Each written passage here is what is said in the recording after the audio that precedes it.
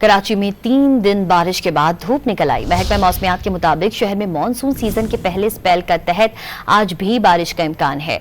महकमा मौसमियात के मुताबिक आइंदा 24 घंटों के दौरान हवा में नमी का तनासुब 65 से 85% रहने का इम्कान है।